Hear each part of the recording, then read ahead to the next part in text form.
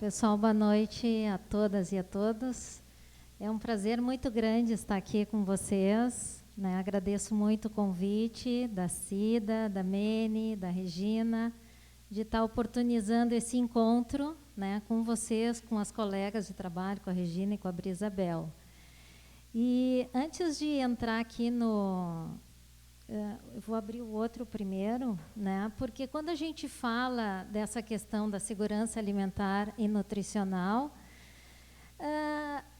parece até uma coisa óbvia, né? Vamos falar sobre a questão dos alimentos, né? E às vezes não é tão óbvio assim, né? Às vezes a gente precisa falar do óbvio e principalmente assegurar os direitos desse óbvio. Então, na verdade, essas fotografias que eu trouxe para vocês foram feitas pelo britânico Carl Warner, chamado de Foodscapes, né? Ou seja, alimentos e paisagens. Dá para perceber que alimentos estão aí? Então, o que eu gostaria de mostrar para vocês é isso, né? A gente está falando do óbvio que pode ser totalmente diferente. Quando é que vocês imaginaram que a gente podia criar obras de artes, né? As montanhas são pães, né? Aquele caminho ali utilizando cominho, né? As árvores, os brócolis, né? Por favor. Aqui as sementes, feijão e tudo que tem aí são alimentos. Né? Não tem absolutamente nada que não seja alimento. Aquelas torres lá são queijos. Né? Oi? Pode passar o próximo. Então, vocês vejam o que é a diversidade. Pode ir passando. Né? A diversidade dessas obras de artes, a criatividade, somente usando a criatividade. Aqui o mar é de salmão, né? Batatas, aqui os cogumelos, as sementes, né? O arco-íris, aqui as batatas, queijo. É muito legal, né? É muito legal. Então, eu gostaria de provocar... Mene, por favor, tu controla meu horário, tá? Eu gostaria de provocar vocês, é isso, né? Como é que a gente, falando de uma coisa tão óbvia, tão básico, gente, nós estamos falando de vida, de alimento, a gente pode fazer com que tudo isso seja diferente. Isso daí ele usa bastante salames, né, para essas aí. E aí agora podemos entrar no Prezi. Bom, então essa já pode passar, que todo mundo já sabe que eu sou a Gleni, né? Então a primeira coisa que eu gostaria de chamar a atenção para vocês é a questão do termo. Se vocês pararam para se perguntar o que significa, por que se utiliza o termo segurança alimentar? E quando a gente entra nessa área da segurança alimentar ou qualquer outra, a gente tem que saber que são os aspectos históricos que acabam nos explicando e trazendo a compreensão do que acontece nos dias de hoje. Né? Então, na época de 1914 a 1918, segurança nacional, a soberania de uma nação depende de sua capacidade de autoprovisão de alimentos e matérias-primas. Ou seja, nessa época já era utilizado o termo segurança alimentar. Só que esse termo estava também relacionado ao aspecto de assegurar ao seu povo, né, o controle desse povo. Com isso, eu estou dizendo que é através da alimentação que a gente tem o controle de um povo. É verdade ou não é? Quando tu pensa assim, no pãozinho de hoje que aumentou, parece banal, né? Por que esse pãozinho aumentou? Foi porque o padeiro quis aumentar? Não, óbvio que não. Onde é que houve a negociação para o aumento desse pãozinho? Foi na Bolsa de Valores, foi nas ações, foi nos commodities. Isso que fez aumentar a farinha, que vai fazer aumentar o meu pãozinho da esquina? E aí, às vezes, a gente não liga essas coisas, né? Então, aí é que está. A primeira coisa, se falar de segurança alimentar, é falar também de controle de povos, né? Porque ele se dá através desse viés. E aí, de 39 a 45, através das conferências, né, agregam à noção de segurança alimentar a questão do direito humano. Ele passa a ser entendido como um direito humano. E isso também tem a ver com o que eu estava falando, né? Hoje, a dimensão também de segurança alimentar tem a ver com a soberania alimentar, que é o direito dos povos definirem suas próprias políticas e estratégias sustentáveis de produção, distribuição e consumo de alimentos. E aí a gente pergunta, bom, quais são as autonomias desse povo, deste país, né? Dentro de um sistema capitalista?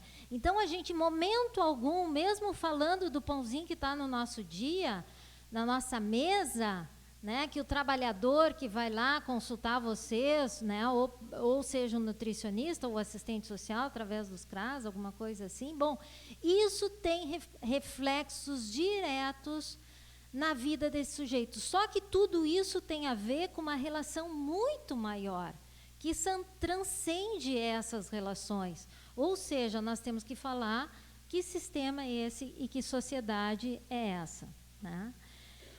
A partir da década de 80 e 90, então, se incorpora a esse conceito de segurança alimentar a ideia de que é um alimento seguro, ou seja, livre da contaminação biológica ou química. Óbvio, Lulante? Não. Vocês sabem hoje qual é o alimento básico que está mais contaminado?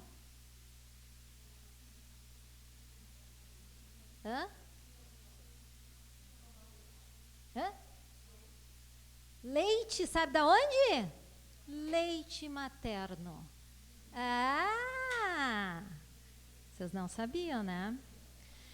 Então, aproveita e faça a dica, assistam o documentário A História das Coisas, né? E ele vai trabalhar toda essa dimensão de que os químicos, eles entram no nosso corpo e são transmitidos através do leite materno para as crianças.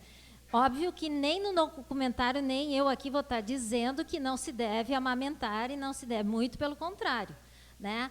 É só mostrar para vocês, tá, que a livre contaminação biológica ou química numa sociedade como a nossa, cheia de interesses, né, aonde o que prevalece não é pensar na saúde do sujeito, mas uma sociedade que impõe o consumo desenfreado, né? Então, por que será que eu tenho a obesidade, né? Pela influência da mídia, enfim, por uma série de questões aí que tem a ver, bom, eu em momento algum eu estou livre dessas questões químicas. Ao mesmo tempo a gente pergunta, vocês já pararam de se pensar assim, bom, com a quantidade que nós temos hoje de recursos tecnológicos, de avanço da medicina, como é que cada vez mais eu escuto os casos de câncer, seja na família, seja dos meus amigos, é ou não é? Câncer é mais antigo do que há quantos séculos, né, existem. Então, isso mostra que a quantidade química que nós absorvemos, seja através do alimento, seja através da água, do ar, enfim, né? Esse é o nosso meio que a gente vive e não tem muito para onde, essa é a nossa realidade, né? A qualidade do alimento e o balanceamento da dieta e as opções culturais, certo? Em 83, né, através da FAO, vai então atribuir à segurança alimentar e nutricional a oferta adequada de alimentos, a estabilidade de oferta no mercado e a segurança nos acessos aos alimentos ofertados. Então vejam que historicamente a própria noção de segurança alimentar e nutricional, ela vai, né, cada vez mais incorporando outros elementos, né? E hoje, então, nós temos no artigo 3º, a segurança alimentar e nutricional consiste na realização do direito de todos ao acesso regular e permanente a alimentos de qualidade. É isso que eu acho estranho, sabe? Toda vez que eu falo sobre isso, eu me impressiono. Como é que pode a gente ter que assegurar em lei, em legislação, o direito ao alimento? É a mesma coisa que tu dizer, tem que assegurar o direito à vida. Porque alimento para todos, né? Todos nós já teríamos que ter esse acesso, né? E não só isso, a qualidade e quantidade suficiente, né? Para manter a qualidade de vida, enfim, né? Então, quem trabalha com a dimensão da segurança alimentar e nutricional tem este compromisso de garantir a todos que hoje, infelizmente, na nossa sociedade, precisamos de uma legislação que assegure isso enquanto direito, porque, de fato, ela não é assegurada. De fato, hoje, o que a gente vê? Uma população com insegurança alimentar, né? Então, diante disso, pode ir passando, né? Aqui também o artigo 4º vai só complementar, né, as condições de acesso à alimentação, a conservação da biodiversidade, a promoção da saúde. Então, só para dizer para vocês que isso, vocês podem dizer, né, isso é muito bonito, está no papel. Bom, mas se está no papel, está na legislação, ele está garantido. Então, compete a nós fazer cumprir, ter o poder de pressionar para que o que está escrito e assegure realmente o bem-estar dos povos, ele seja assegurado. Pode passar. Então, para isso, nós temos, então, o papel da política pública, né, que é extremamente importante. Pode passar. E aí, quando eu falo em direito, porque uma coisa é a gente poder dizer para vocês, olha, é óbvio, mas eu não tenho uma legislação que garanta. Só que no caso da segurança alimentar e nutricional, nós temos uma legislação que garanta, e não só isso, nós temos hoje, efetivamente, políticas públicas que garantam isso. E aí eu trouxe para vocês aqui o organograma para vocês terem uma noção de onde é que se localiza a segurança alimentar e nutricional. Ela está hoje localizada no Ministério do Desenvolvimento Social e Combate à Fome, né? E aí vocês podem ver aqui, ó, nós temos a Secretaria Nacional de Renda de Cidadania, a Secretaria Nacional de Segurança Alimentar e Nutricional, SESAM, a Secretaria Nacional de Assistência Social, Secretaria de Avaliação de Gestão de Informação e a Secretaria de Articulação. Então, gente, o fato do serviço social e a nutrição estarem aqui não é uma mera coincidência. Isso faz parte de uma política e daqui para frente, cada vez mais, os profissionais vão ter que trabalhar em conjunto. Nós estamos no mesmo ministério, com as mesmas políticas. Nós somos parceiros a partir de agora. E daqui para frente, vamos continuar trabalhando cada vez mais.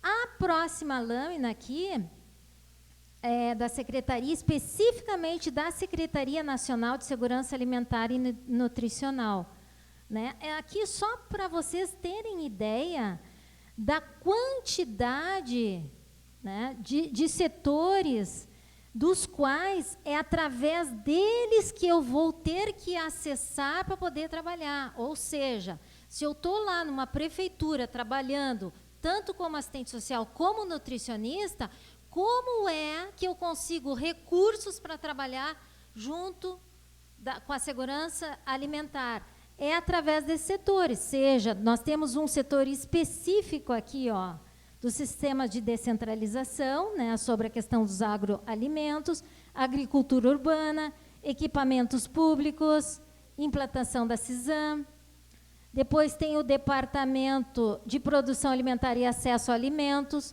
a compra de alimentos e agricultura familiar, aquisição e distribuição de alimentos, a produção e consumo de leites, a educação alimentar, desenvolvimento local, acesso à água.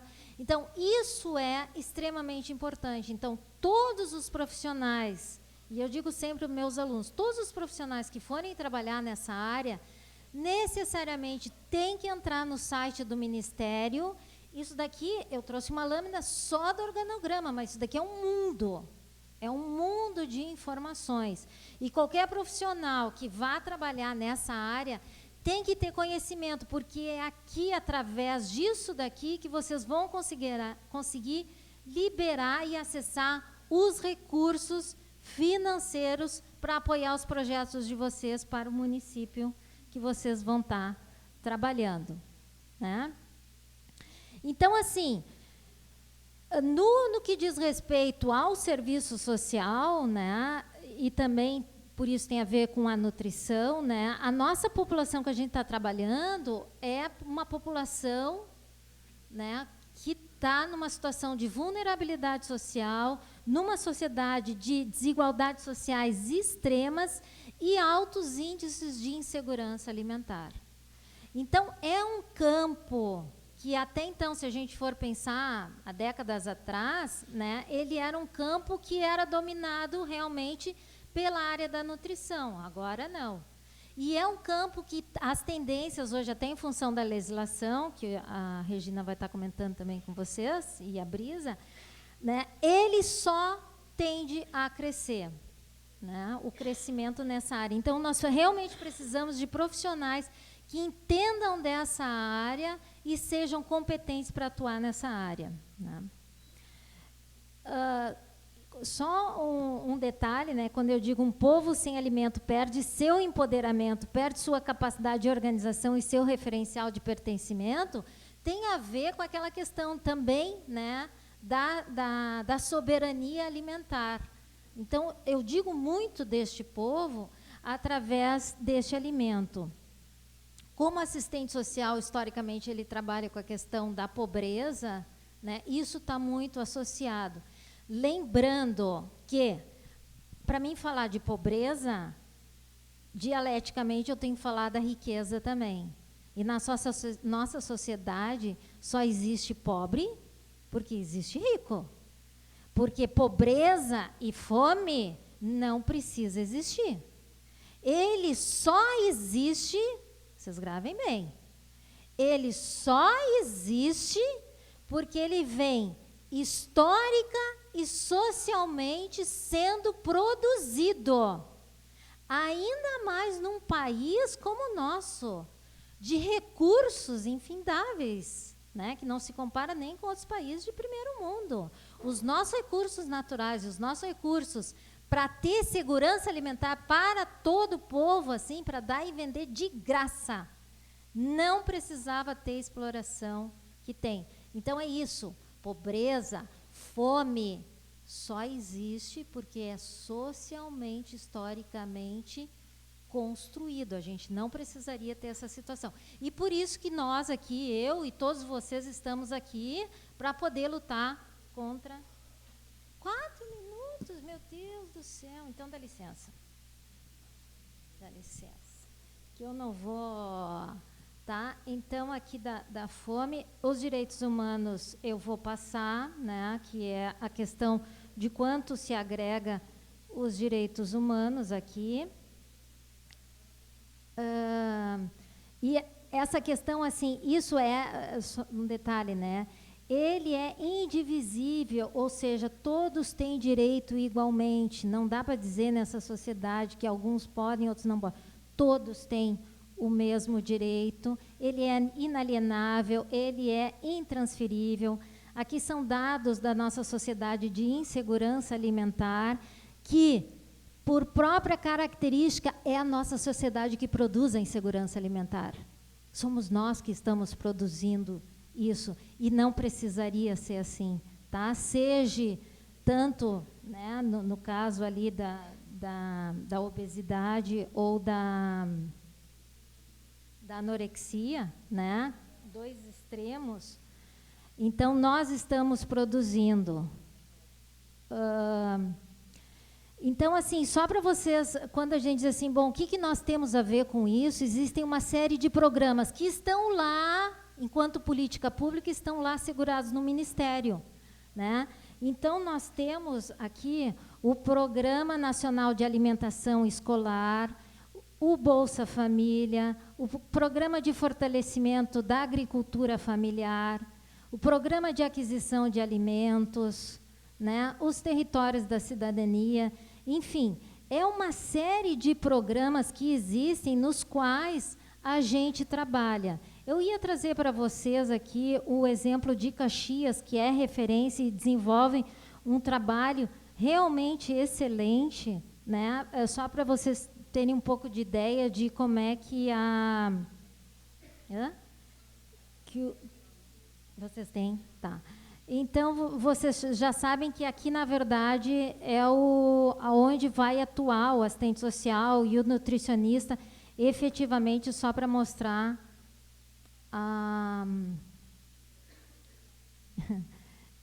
é corrido demais, né? E para terminar, que eu vou terminar no tempo, pulei metade do que eu ia falar, mas tudo bem. Vocês perguntem bastante, que depois eu faço. Né? O som tem que estar aí, que ela disse que tinha som. Então, foi uma musiquinha que... Alguém gosta do karaokê? Quem é que canta? Mene canta, né? Sempre. Então, essa é só para a gente finalizar, é uma paródia do Trem das 11. Eu botei a musiquinha e a letra... Então, todo mundo vai cantar aqui, né, como uma forma da gente manifestar publicamente que todos nós somos militantes aqui da segurança alimentar e nutricional enquanto direito, que nós vamos militar para que realmente assim esse acesso a esse direito aconteça com todos, né, e a partir dessa interlocução entre assistentes sociais e nutricionistas.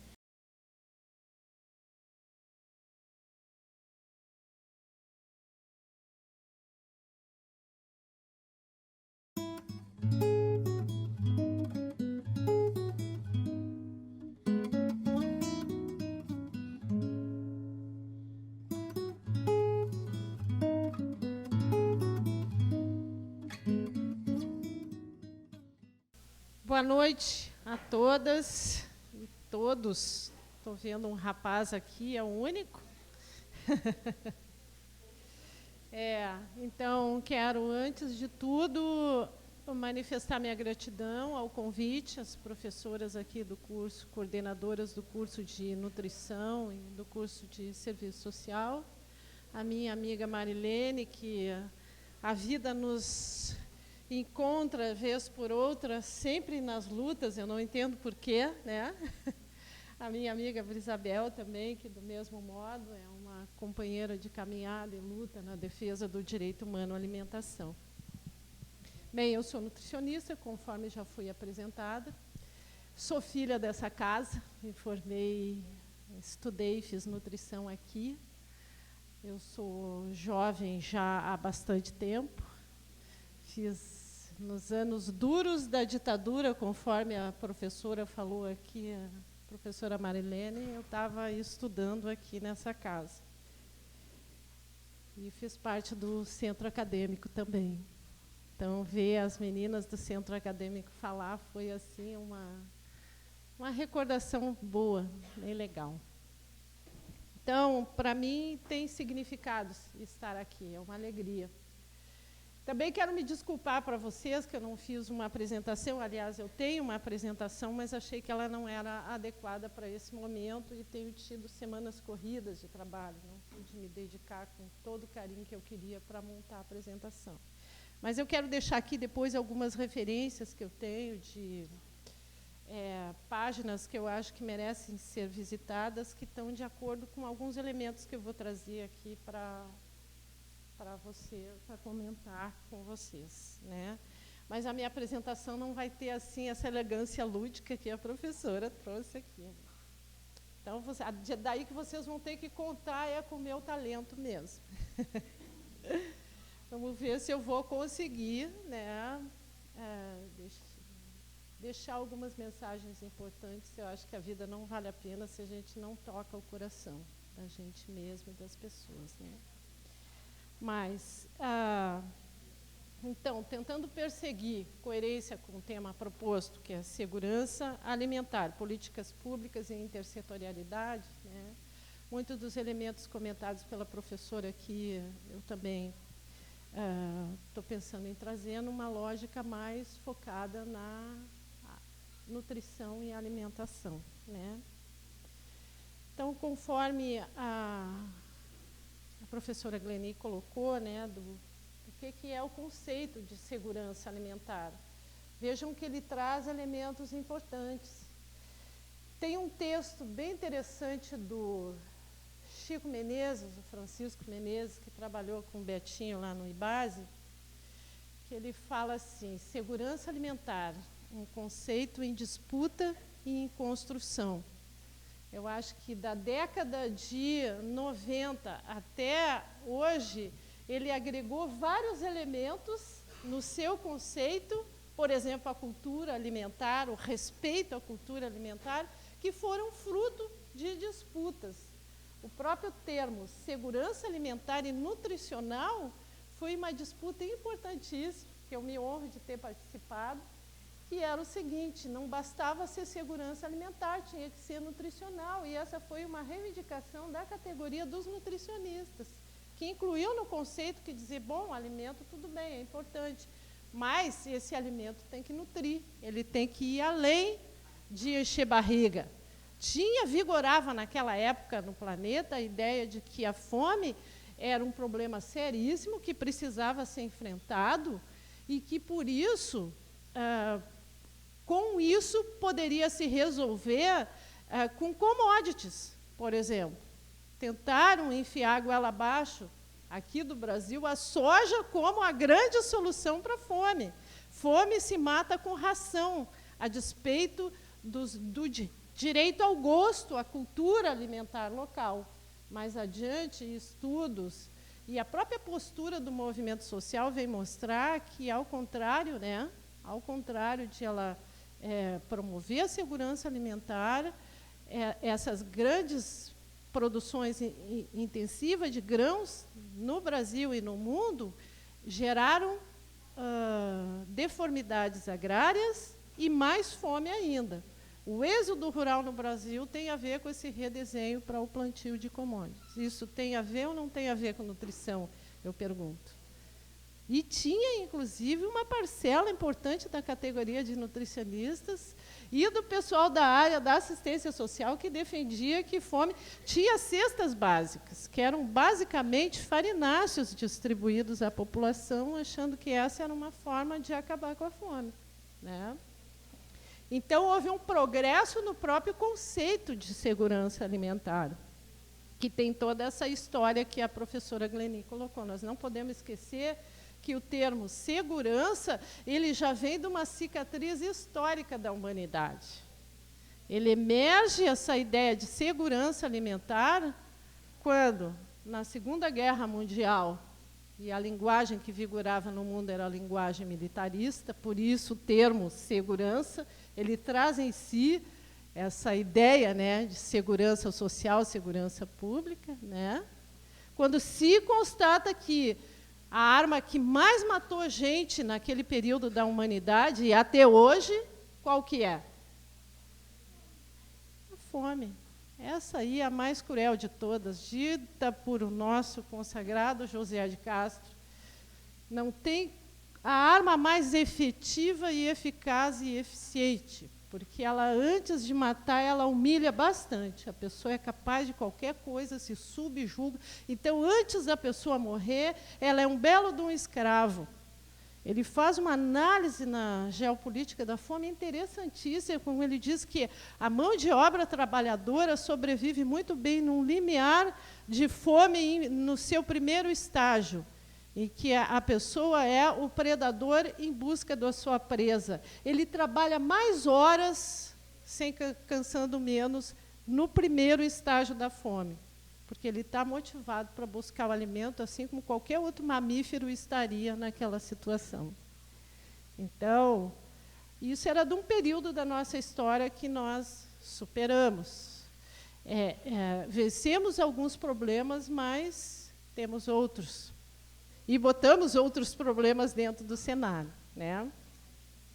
Então, um pouco da história do Brasil com relação a esse tema, eu acho que citei José de Castro, quero lembrar também uma coisa que eu gosto de falar, que pouco se sabe sobre isso, mas os movimentos sociais no Brasil, eles têm um destaque interessante, uma preocupação com essa questão da segurança alimentar, mesmo antes de existir o termo segurança alimentar, né?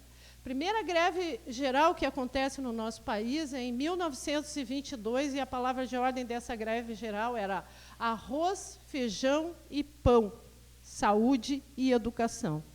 Era a greve geral da classe trabalhadora de então. Então, interessante essa preocupação com a fome, né? Mais tarde, com o presidente da República, Getúlio Vargas, ele encomenda um grande estudo. O Brasil foi um dos países que fez muitos estudos sobre a fome. Então, nessa época, ele encomenda um grande estudo, e que foi exemplar, na época, pela metodologia que usou, do que custaria uma família com um número médio de 4 pessoas para se alimentar durante um mês, e isso é o que lastreia o salário mínimo de então. Está na lei do salário mínimo. O salário mínimo brasileiro ele foi pensado para garantir alimentação durante um mês para uma família média de 4 pessoas. Interessante isso, né?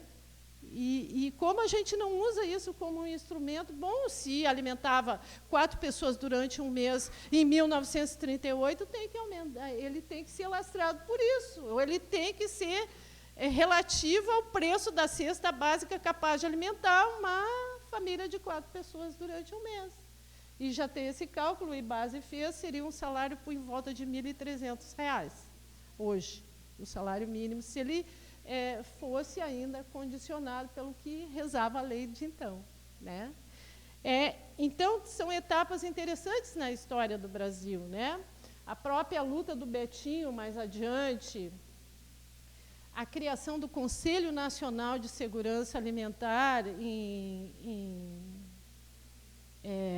no governo Itamar Franco, em 1993. Né? Em 93, traz uma preocupação importante. É bom lembrar que, mais tarde, quando Fernando Henrique assume, ele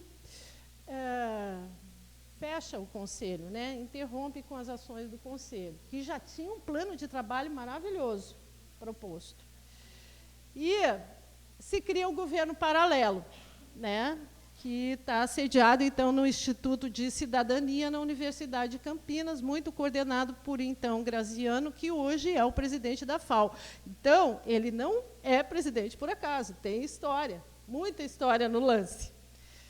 E dos pontos do governo paralelo, se fundou, então, um governo paralelo, que era uma forma da sociedade civil se organizar para acompanhar aquele governo, né, do Fernando Henrique, se propôs um plano para acabar com a fome no Brasil. Na época já emerge também a luta do Betinho, muito inspirado nisso, se propõe um plano para acabar com a fome no Brasil. E como é que era o nome desse plano? Fome Zero.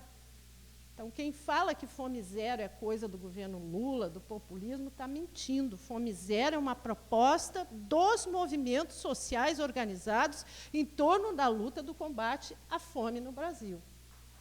E foi uma consulta feita com todos os movimentos sociais que eram atuantes na época, movimentos sociais dos povos do campo, dos povos das cidades, sindicatos, centrais únicas, movimento de mulheres, um trabalho muito bonito. Então, essas políticas públicas que a professora citou, a gente tem que lembrar essas e outras. Não teve luta, conquista social nesse nosso país que não tivesse sido feita com o povo na rua.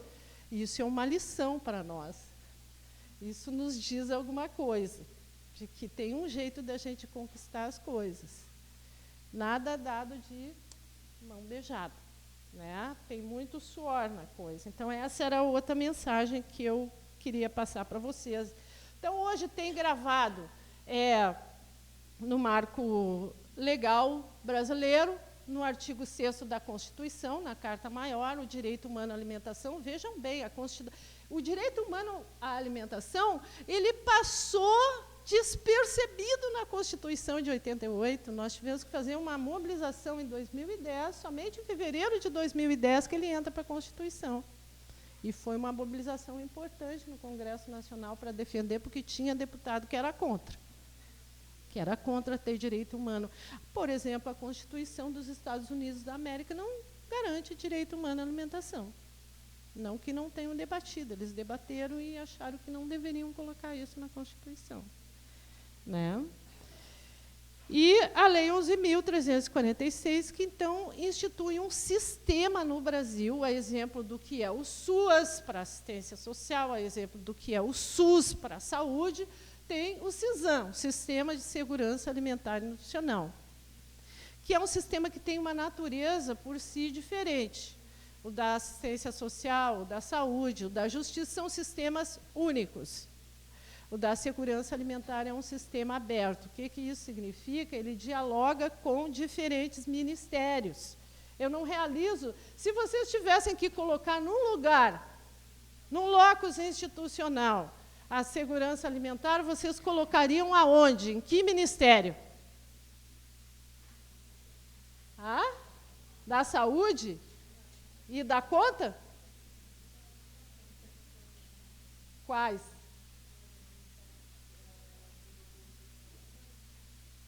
Agricultura não tem a ver? Pois é. Comunicação não tem a ver?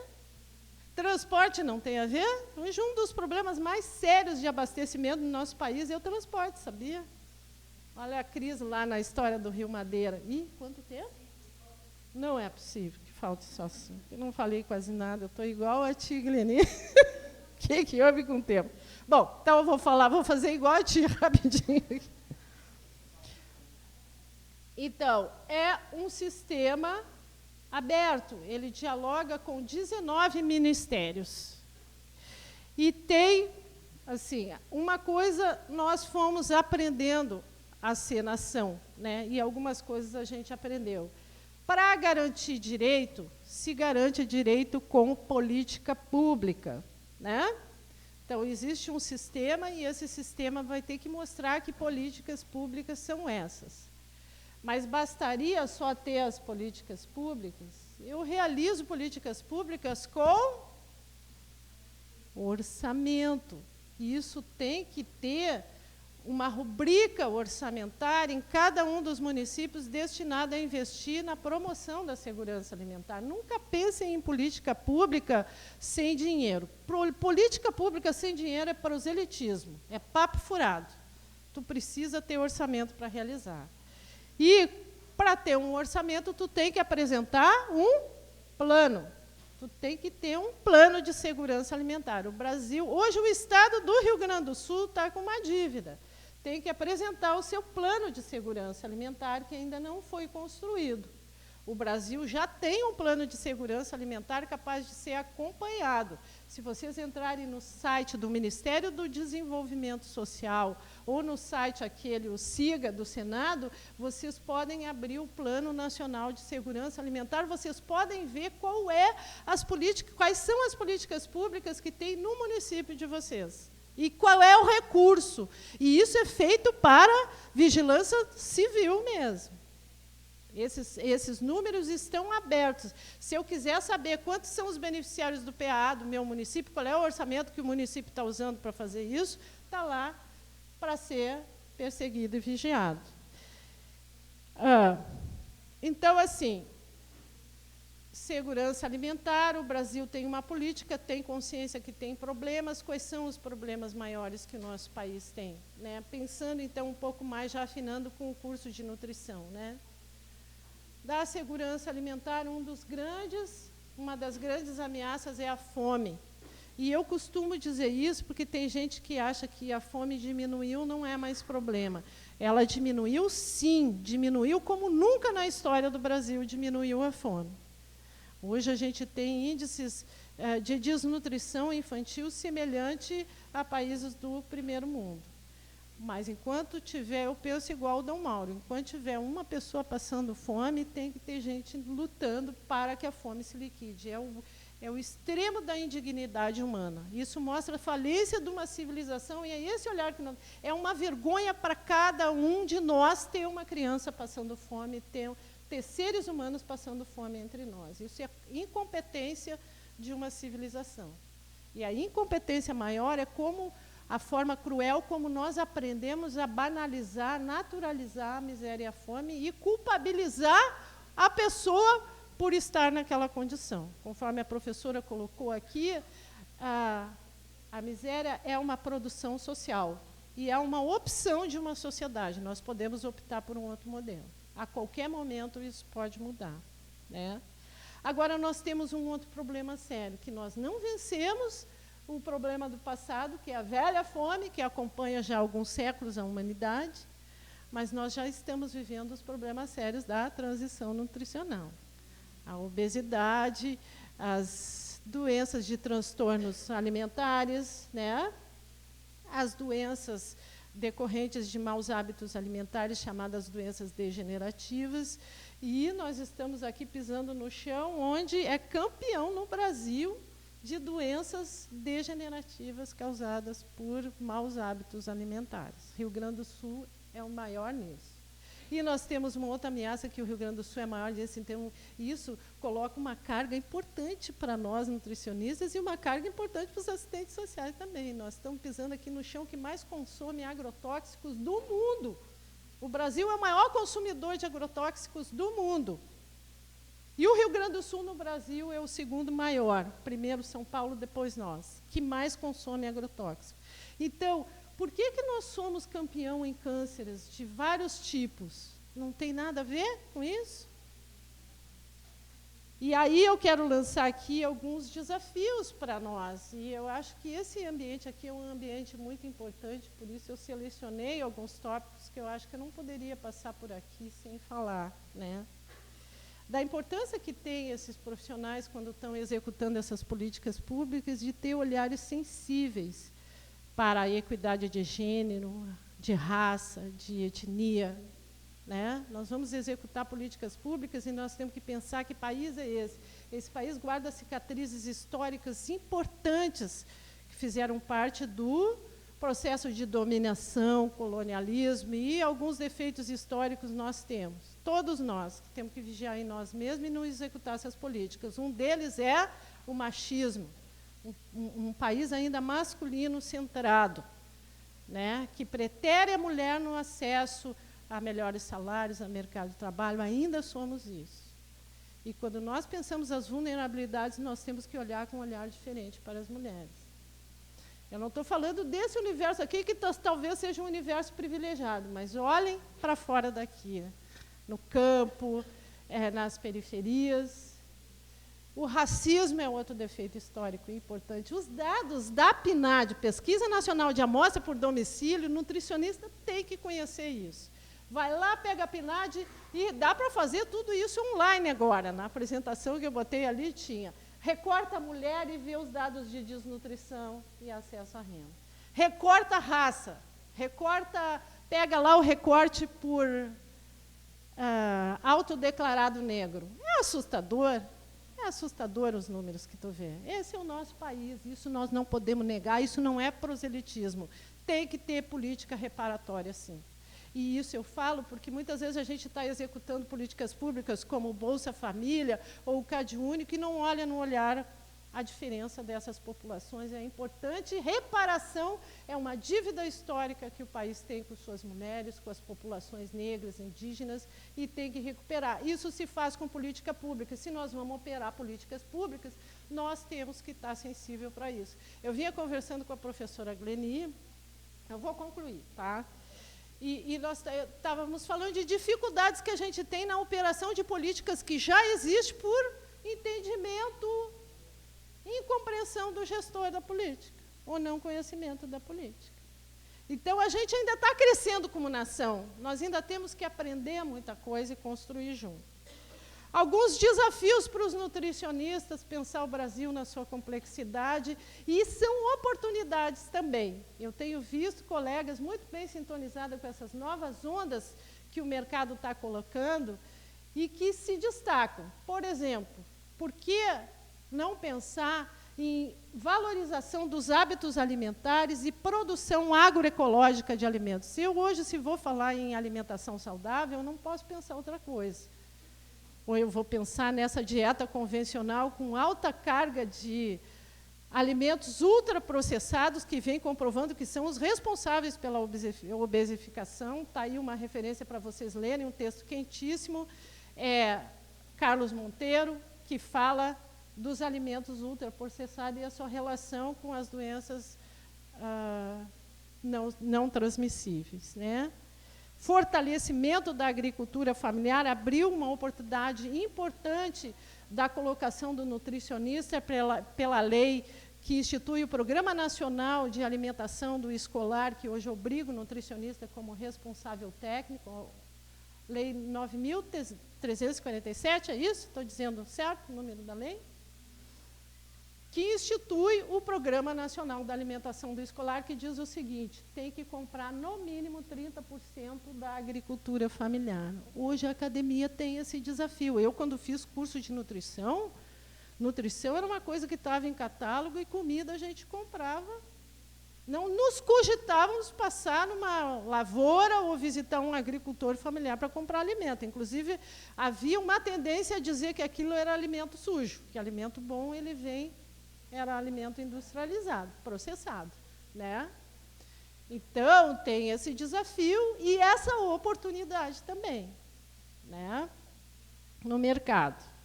A construção de novos mercados para a agricultura familiar e para os alimentos saudáveis, para mim, isso é o top da nova geração de nutricionista.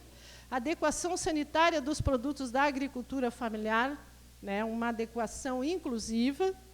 Programa de aquisição de alimentos de UPENAI, consumo local, diminuir a distância entre quem compra e quem consome, a agroecologia como uma oportunidade, políticas públicas como o Programa Nacional de Alimentação e Nutrição, a PNAM, o Guia para a Alimentação Saudável à População Brasileira, que teve em consulta até bem pouco tempo, né? E ainda está eu achei que não estava mais. Até ontem eu vi a Associação Vegana publicar uma proposta para contribuir com o guia, mas achei que já tinha fechado a consulta pública. Então, eu quero fechar assim, eu fiz um pupurri quase do que eu queria falar, mas quero concluir a minha fala dizendo para vocês que é um desafio muito grande no mundo de hoje a alimentação. Vejo quase que, se a gente for pensar no pé da letra, se alimentar saudável com as oportunidades de acesso a um alimento saudável que a gente tem hoje é um ato de resistência, um ato revolucionário. Porque se tu olhar o leite, se tu olhar as frutas, verduras e legumes, que era a máxima quando eu fiz um curso de nutrição de uma alimentação saudável, hoje são alimentos altamente contaminados. Então, eu tenho que escolher, inclusive, de quem eu vou comprar, onde a pessoa planta, que tipo de agricultura ela pratica, não é um desafio pequeno. Mas eu acho que nós já enfrentamos desafios piores, eu acho que nós, como nação, somos capazes de fazer essa superação. Mas, para resolver problema, a gente tem que olhar para ele de frente e conhecer ele muito bem e conhecer o inimigo também. Tá bem? Então, eu agradeço o carinho de vocês e fico aqui à disposição. Tá? Eu depois deixo meu e-mail para vocês contatarem comigo. Obrigada.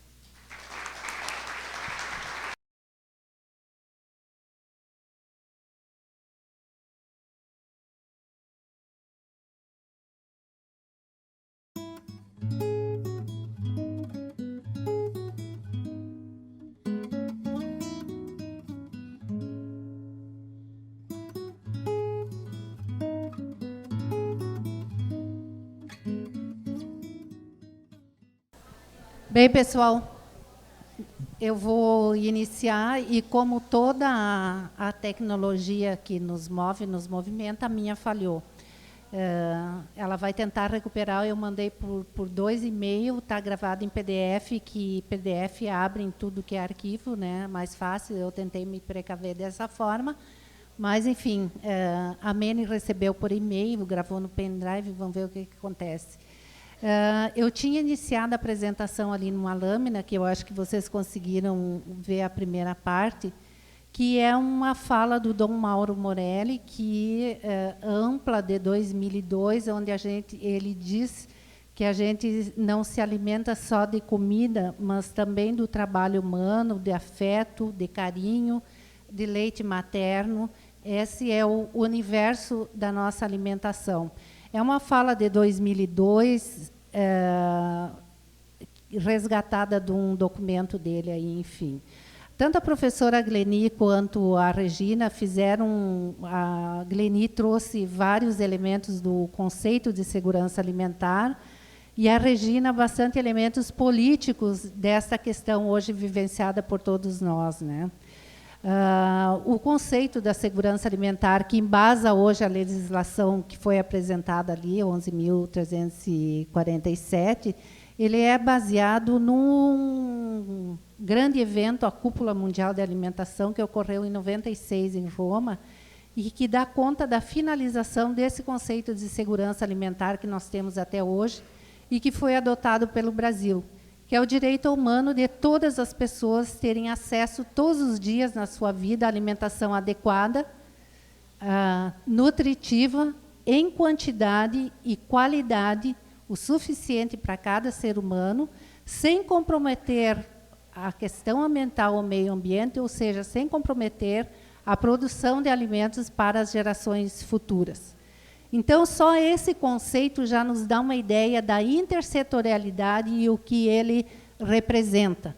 Se nós formos decodificar esse conceito, quando fala em direito humano à alimentação adequada, para além do aspecto nutricional, é baseada na Declaração Universal dos Direitos Humanos, de 1948, e também no PIDESC, que foi um pacto internacional de direitos econômicos e sociais, assinado pelo Brasil em 1966. E no artigo 11, ele fala exatamente esse conceito de segurança alimentar, que hoje embasa a nossa lei. Que eu ia pular algumas lâminas e a minha metodologia ia ser falar mais rápido para poder falar tudo. Então, aí está aquilo que eu disse, com palavras bem diminutas, do que está escrito. Ninguém vive sem se alimentar, portanto, um direito humano básico. Alimento será caminho de guerra ou de paz. Não há paz no mundo onde faltar alimento. Nos alimentamos de oxigênio, luz, água, leite materno, ternura, leguminosas, frutas, sementes e de muitas outras dávidas da natureza e do trabalho humano. Então, eu acho que essa fala aqui abarca a dimensão do que é quando nós tratamos, trabalhamos, estudamos, pesquisamos a área de alimentação e nutrição. A gente não diz mais o direito humano ao alimento, à alimentação, porque a alimentação nós podemos ter 10 alimentação ou 10 refeições por dia e não estarmos nutridos. Então, é direito humano ao alimento e à nutrição. E aí entra vários aspectos que a área de saúde, as nutricionistas sabem bem de que estamos falando. Seguindo adiante, nós vamos tratar da intersetorialidade, que vocês estão chamando de interdisciplinaridade, e aqui mais num conceito de gestão da intersetorialidade. Por que é preciso compreender isso para poder entender os processos e entender a complementaridade que cada uma das áreas, pelo menos das que estão aqui na sala, assistência social, nutrição, tem no sentido da resolubilidade dos problemas e da proposição de soluções, de estudos, de participação, de ações, de programas, que tenham como foco as políticas protetivas e de proteção, a exemplo da política de assistência social e da política de segurança alimentar. Tem um conceito de Santos, que a construção da intersetorialidade como um novo arranjo para a intervenção tem o potencial de se converter em uma estratégia democratizadora que possibilita a abertura de novos espaços de participação, a constituição de novos sujeitos, o empoderamento e a inclusão de novos atores sociais no processo de decisão política e de gestão dos espaços públicos. Então, é um conceito amplo, mas que nos remete na prática, no locus da nossa ação, que é nos municípios e que é no território. A intersetorialidade passa pelo planejamento. Não há como pensar a intersetorialidade sem planejarmos e pensarmos várias políticas que se integram e que têm como foco e ponto comum aqui nessa discussão de hoje a segurança alimentar nutricional sustentável.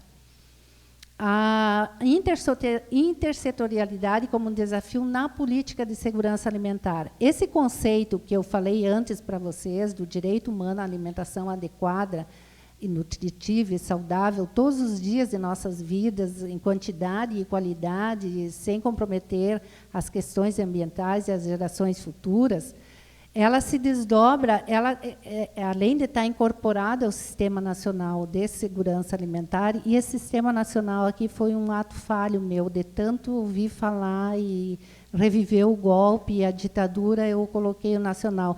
É Sistema de Segurança Alimentar Nutricional. E aí nós temos o nacional, nós temos no estado do Rio Grande do Sul um sistema constituído, uma lei de segurança alimentar de 2007, e nós temos no município de Porto Alegre e vários outros municípios também. Então, ela nos dá a dimensão, quando ela se amplia na garantia do direito à alimentação e nutrição, se nós considerarmos as condições efetivas das populações de produzirem ou adquirirem com dignidade o seu próprio alimento. Ou seja, como é que nós nos alimentamos? Ou nós compramos o alimento e nós temos renda para isso, ou nós produzimos o alimento. Tanto para comprar e ter a própria alimentação com dignidade, é preciso que nós tenhamos renda para ter acesso aos alimentos. E para produzir, é preciso que nós tenhamos terra, política agrícola, política agrária, que nós temos uma política sempre presente de reforma agrária. A reforma agrária é um dos condicionantes para que um país tenha a sua soberania alimentar e a sua segurança alimentar. A soberania alimentar foi incorporada, a Gleni, eu acho que passou uma lâmina aqui, a partir do Fórum Social aqui em Porto Alegre e depois discutido em Cuba em 2002, que é o direito de cada povo produzir e consumir o seu próprio alimento de acordo com a sua cultura e com seus hábitos alimentares. E nasceu bem na época desta globalização e dos mercados mundiais de alimento, em que o México foi produzido de importar e ter o milho para fazer as suas tortilhas. E as tortilhas, como vocês sabem, é um alimento da cultura do mexicano, né? Então, esse conceito, com direito ao acesso ao trabalho, com redistribuição da terra, aqui a reforma agrária, com acesso à terra, com acesso à educação e aos meios promotores da saúde. Então, isso significa, esse arcabouço todo, falarmos de segurança alimentar nutricional sustentável. O Rio Grande do Sul usa, no seu sistema, a palavra sustentável, que se refere à questão ambiental. Não há como pensar num planejamento e pensar num espaço, num locus de trabalho, num território, num município, se nós não pensarmos na questão da educação, na questão dos meios promotores de saúde e não pensarmos de uma forma intersetorial. De que nós estamos falando? De um espaço, de um território. Hoje, quando nós tratamos de políticas públicas, a assistência social tem um conceito para território, né, através dos CRAS e dos CREAS. A saúde trabalha com outro conceito de território conhecido, pelo menos, para o Programa de Saúde da Família, que já referencia um número X de famílias. E outras secretarias e outras políticas têm vários conceitos de território, num mesmo território, que é o município, que é o nosso locus de trabalho. Então, aí uma dificuldade de gestão para acontecer a intersetorialidade. E quando nós pensamos isso, nós temos que pensar no planejamento, que planejamento conjunto numa prefeitura, num poder público, numa universidade, se está fazendo para tratar de certos temas e de determinados temas que são cruciais na vida das pessoas, que são transversais a vários cursos ou transversais a várias políticas. Então, isso fica como um desafio a ser buscado e a ser procurado. No poder público, isto hoje é o pior desafio, ou um grande desafio ainda que se busca. Nós temos, infelizmente, a cada 4 anos, ou não infelizmente, é o processo democrático que nós vivemos, a troca dos ciclos administrativos municipais. E aí há a descontinuidade das políticas, se esquece tudo de bom que se fez, e se retoma do marco zero, digamos assim. Esse é um outro problema para que a intersetorialidade, a transversalidade ocorra nas diversas políticas públicas, né? E vocês, profissionais, sabem e sentem na pele o que é isso. Desenvolver um trabalho, desenvolver um projeto, vem um novo ciclo administrativo e a terra arrasada. Nós, aqui, a intersetorialidade... colegas, queridas meninas e jovens há mais tempo, e tinha um homem na sala, parece que já... Não, está lá um companheiro, mas tinha mais um aqui. Temos um ainda, um resistente ali, ó, um colega nosso. A intersetorialidade é um princípio do sistema de assistência social do SUAS, é uma diretriz do marco legal, das leis da segurança alimentar nutricional sustentável, da saúde, dos trabalhadores da saúde, nós já vamos entrar lá, e é uma diretriz também do SUAS. Então, não há direito garantido sem a intersetorialidade. Quando nós falamos na política de assistência social, historicamente, no Brasil, as políticas sociais se constituíram de forma fragmentada e enveredaram pelo caminho da privatização dos serviços sociais, na seletividade e focalização dos programas.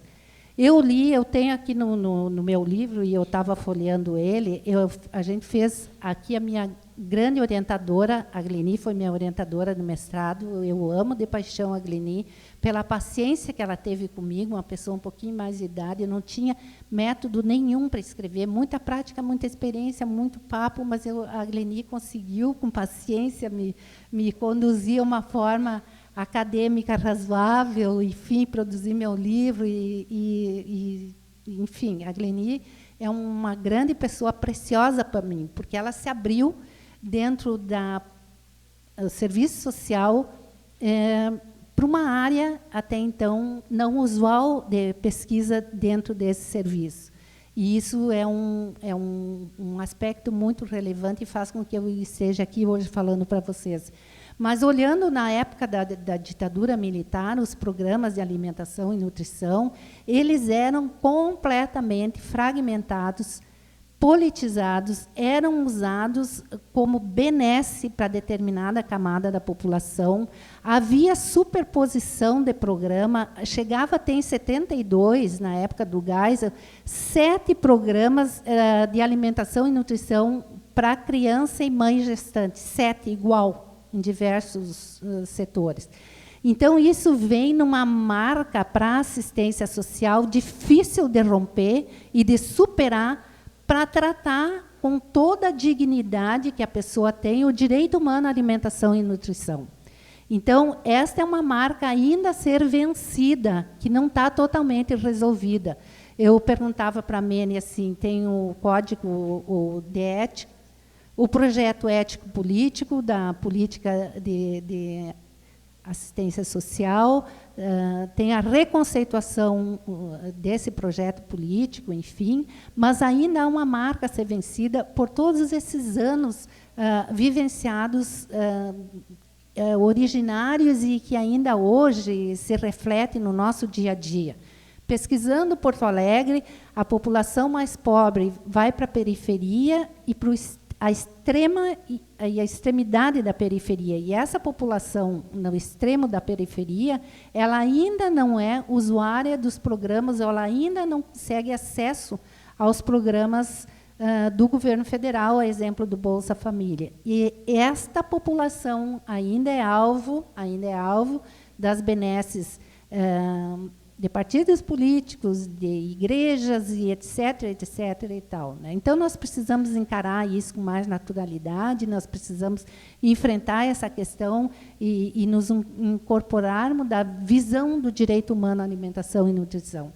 Então, ali, isso se explica que, dessa forma, possibilitar o acesso discriminado a poucos recursos e serviços, propondo assim uma política pobre para os pobres. Todos nós que militamos ou trabalhamos na política de assistência social, a gente sabe muito bem o que é isso, e isso ainda é até hoje, que a gente ainda vê repetir. A questão social não pode ser compartimentalizada, tratada de forma isolada, tomada como objeto de intervenção de cada política setorial de forma separada e desconexa, tornando-se fundamental aprender a totalidade das dimensões sociais, e constitui o desafio da intersetorialidade, onde a cidadania deve ser exercida plenamente.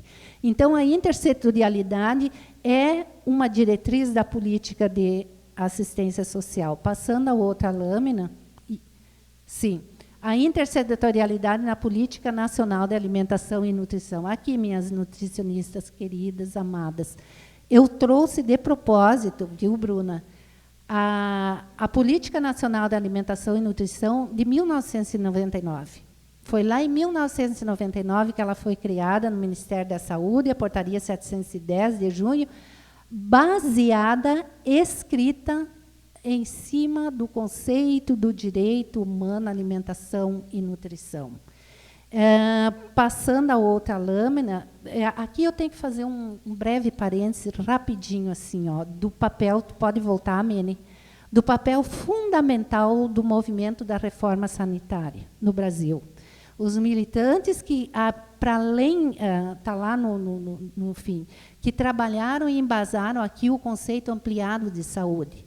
As pessoas que trabalham na área de saúde têm a noção perfeita do conceito ampliado de saúde. Portanto, elas têm mais facilidade de trabalhar a intersetorialidade, por uma questão histórica, que provinda e oriunda desta reforma sanitária aí na década de quase 80. E a reforma sanitária trouxe para nós todos, e aqui entra Mene e Gleni, a forma de trabalhar sistemicamente. Por isso, o sistema de segurança alimentar, o sistema de assistência social e o SUAS, o Sistema Único de Saúde. Foi nesta reforma que nós aprendemos a fazer uma gestão com controle social, uma gestão ampla, para poder dar conta daquele conceito ampliado de saúde que se trabalhava na época. Então, daí, passando, aí, Mene, eu trouxe as 7 diretrizes programáticas dessa política, e, pasmem, ela é muito, muito atual. Ela já foi reformulada, mas a sua base continua ali. Estímulo às ações intersetoriais, está aqui, com vistas ao acesso universal aos alimentos, garantia da segurança e qualidade dos alimentos, que é a questão da sanidade, que é a questão do que está acontecendo com o leite, que é a questão dos agrotóxicos, que aqui já foi falado, o monitoramento da situação alimentar e nutricional, está aí o CISVAN, está aí o Bolsa Família, que, como condicionalidade, você tem que fazer a avaliação nutricional das mulheres férteis, em idade fértil, das crianças até 6 anos, se não me engano. A promoção de práticas alimentares e estilos de vida saudável, vamos cuidar de si, ter uma alimentação adequada e fazer exercício físico.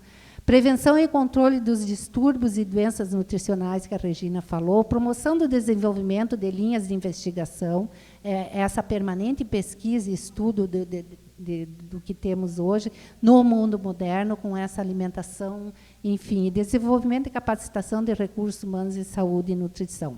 Por fim, Nós temos os marcos legais da política de alimentação e nutrição, está aí o conceito que eu já falei, que embasa a nossa lei, que vem embasada da Declaração Universal dos Direitos Humanos, e nós temos uma longa trajetória no Brasil, a exemplo para outros países, da construção dessa política de segurança alimentar, e ela vem embasada também nesse artigo 11 do PIDESC, que é o Pacto Internacional dos Direitos Humanos, Sociais e Econômicos. Seguindo toda a legislação que existe, hoje nós estamos aqui em 2014 com 26 estados já que fizeram adesão a esse sistema junto ao governo federal. A gente tem que reconhecer publicamente o avanço que houve nessa política a partir de 2005 com o governo Lula, e tudo que já foi criado, aí, o Ministério do Desenvolvimento Rural, os programas, mas temos um longo caminho pela frente, né? Longas contradições ainda, quando nós estamos num país concentrador de renda, de terras, com a desnutrição e a obesidade ao mesmo tempo, nos alimentando com agrotóxico na grande maioria dos alimentos. Então, eu acho que eu consegui vencer meu tempo, salvei o tempo, talvez eu não tenha salvo a palestra, mas qualquer coisa eu fico à disposição de vocês. Obrigada, viu?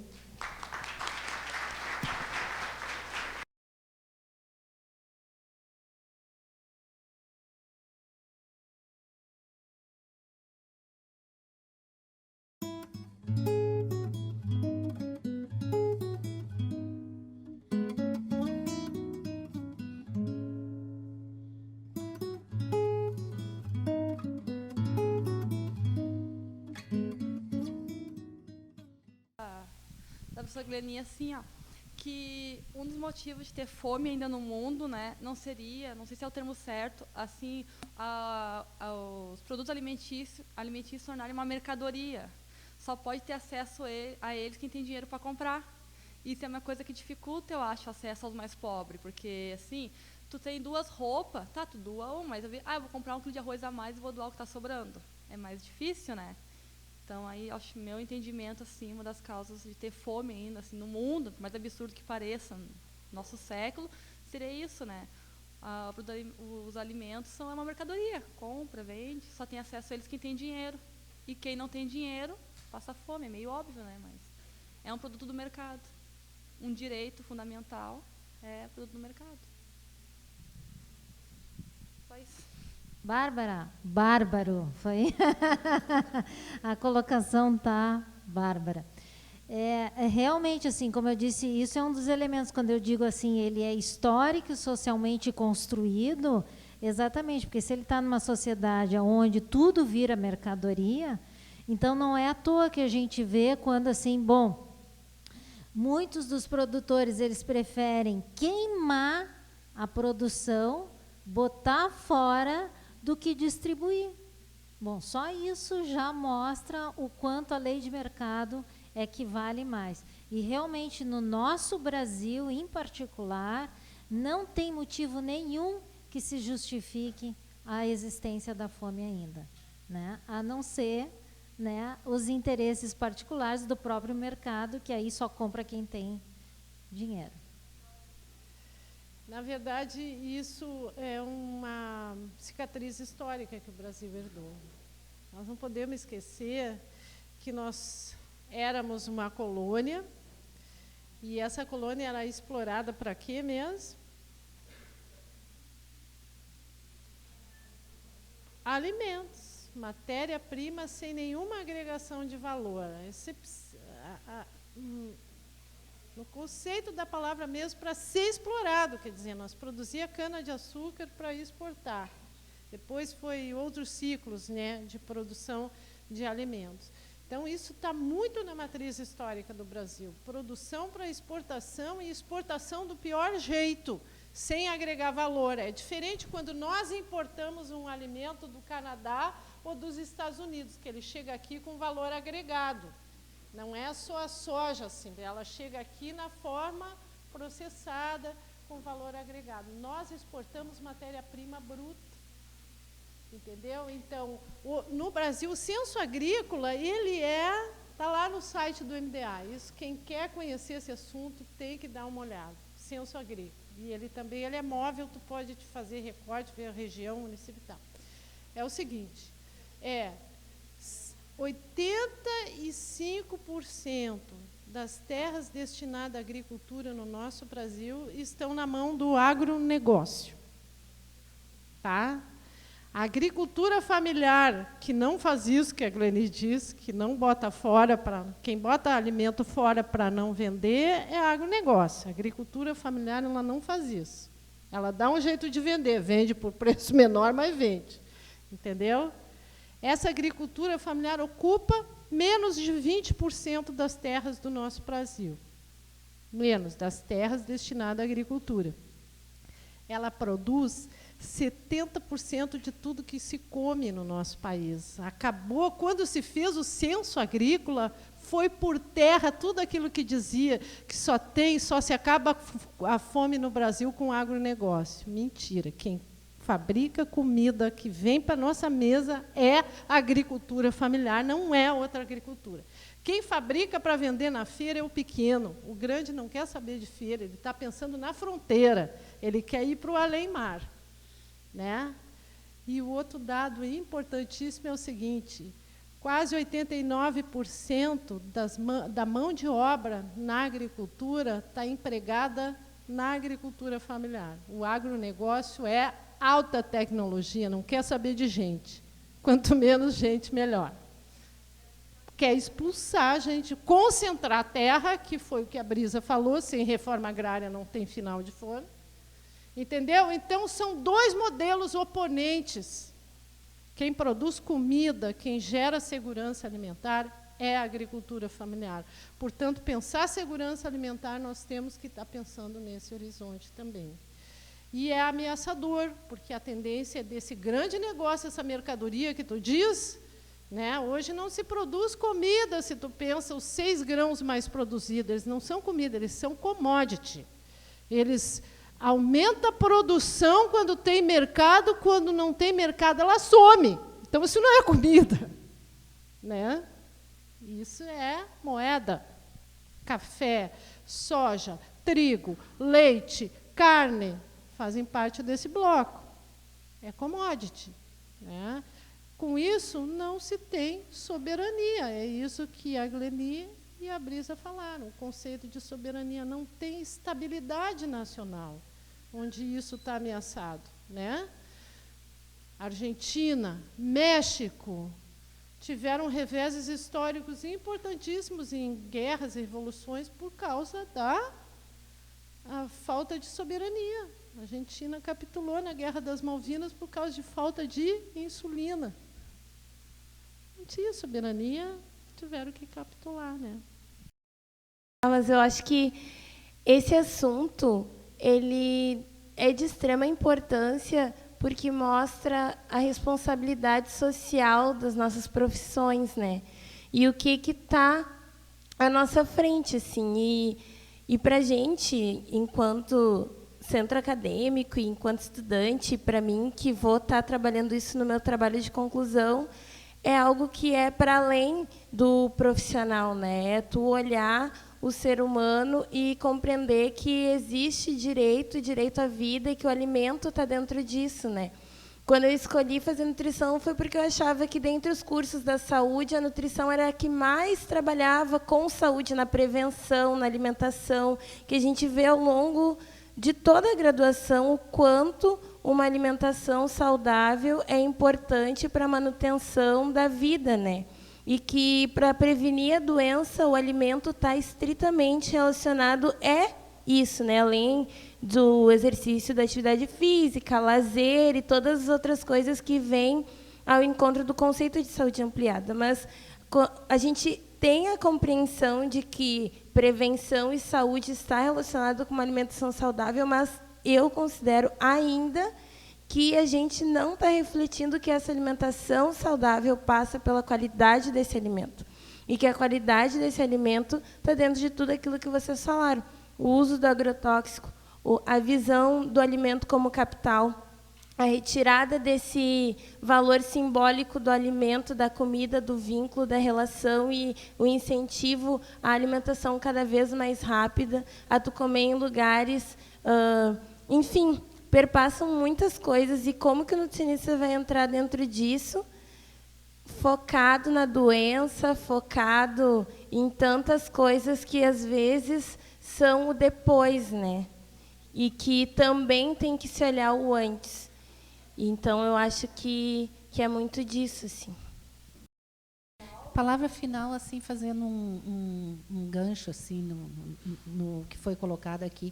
A questão, em Porto Alegre, ao pesquisar as unidades de saúde e os CRAS e os locais do OP, né, a gente constatou, por exemplo, que uma assistente social, junto com um grupo do PSF, que é ao lado do CRAS, mais o pessoal do OP, discutiam casos de famílias, mas jamais tinham discutido ou visto, ou levado para discussão que as famílias cozinhavam e comiam em latinhas.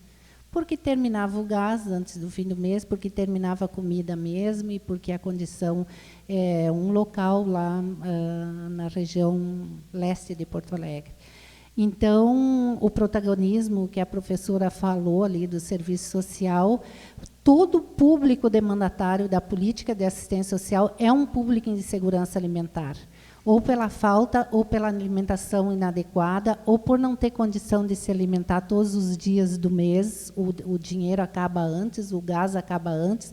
Então, há um caminho e uma demanda imensa para o profissional da assistência social, para esse trabalhador, junto ao papel dele de articular via o CRAS, que é o papel do CRAS, de ser o ponto de referência e articulador, e olhar os outros serviços.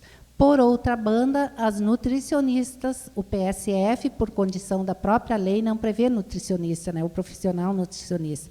Talvez nos núcleos nos NASFs, que é os núcleos de apoio à família, prevê, mas não dão conta de uma dimensão. Em Porto Alegre, via de regra, elas atendem uma nutricionista a 30 mil pessoas de uma unidade básica de família, porque a matriz não está convertida ainda para toda trabalhar sob a forma do programa de saúde da família, através dos PSFs. Elas atendem, via de regra, atendem 30 mil pessoas, atendem de uma forma clínica, e atendem os pacientes e elas atendem e fazem dietas. Então, não preciso comentar isso, né?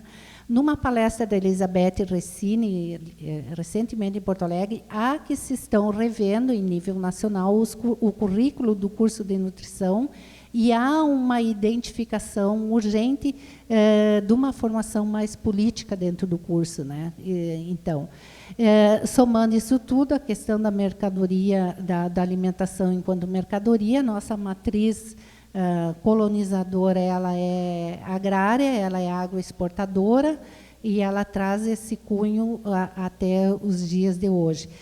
Para dar uma ideia para vocês, a Cargill, que é uma empresa que a gente acha que só mexe com semente, ela tem um mega navio e ela faz transbordo em qualquer mar do mundo para se livrar dos impostos, enfim.